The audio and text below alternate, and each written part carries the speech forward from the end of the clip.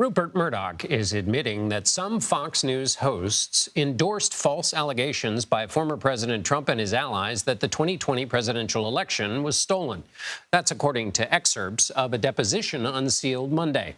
The Fox Corporation chairman says that while he didn't believe the election was stolen, he didn't step in to stop the network's commentators from pushing lies about the election to their audience. Murdoch testified under oath as part of Dominion Voting System's $1.6 billion defamation lawsuit against the cable news giant. Dominion says Fox News hosts and commentators suggested the company's machines allowed votes to be mishandled or miscounted in order to falsely declare Joe Biden the winner. For more, Levine joins me now. He's a retired lawyer and has represented media clients in libel, reporter's privilege, and related First Amendment cases for more than 40 years.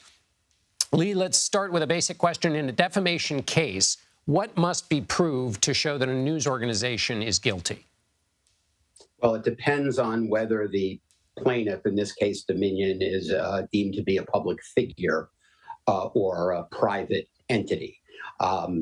It is not yet decided in this case which of those Dominion is, but as a practical matter, they're being treated as a public figure. And to recover, that means that they will have to prove that the persons responsible for the broadcasts at Fox that they challenge published false statements that at the time they either knew to be false or knew to be probably false. And Lee, what if I'm not saying anything, but I'm giving a platform to somebody I know, and I've privately said I know, is saying things that are not true? Well, there is some disagreement in the law about that. There is a school of thought to which I subscribe that if the allegations themselves are newsworthy, and the news organization does not endorse the accuracy of those allegations in its report and takes other steps to provide a balanced view, that it will not be liable, even though it knows the statements that it's allowing to appear on its air are false. There are other courts and people who disagree with that interpretation and argue that every republication of a libel is actionable, even if you don't endorse the alleged defamation. What if you take no steps and does state of mind, sorry to use that term if it's the wrong one in this case, but if you take no steps and it's proved that in your head you know that what is being said is untrue. In other words, it's not really a question. You've admitted that you know it's untrue, as has been shown in these depositions, and take no steps.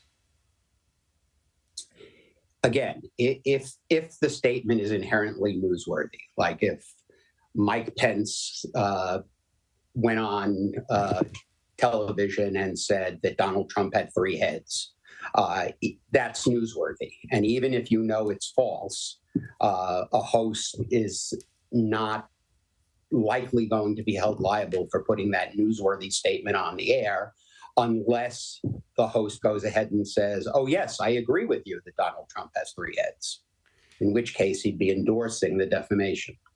So in that understanding, then, basically, if you're a member of an administration or somebody who's considered to be newsworthy, you can say pretty much whatever you want, and we don't have to challenge it as members of the news media, even though we are giving it a platform by putting it in front of our viewers.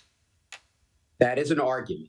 As I say, there are people who disagree with that and would say that the very act of giving a platform to something that you know is false and not challenging it is enough for liability. And the courts are split on that. And what's your sense of this case based on what you've read in these depositions and the coverage as to how you think the ball will bounce here? Well, Dominion, regardless of what the law actually turns out to be, Dominion has taken it upon itself to show endorsement. And based on my reading of the hundreds and hundreds of pages of briefs that have now been filed in the case, Dominion has done a reasonably good job of showing enough evidence of endorsement by people who it is arguable knew that what was being said was probably false, that at least several of the statements that Dominion has sued about will make it to a trial.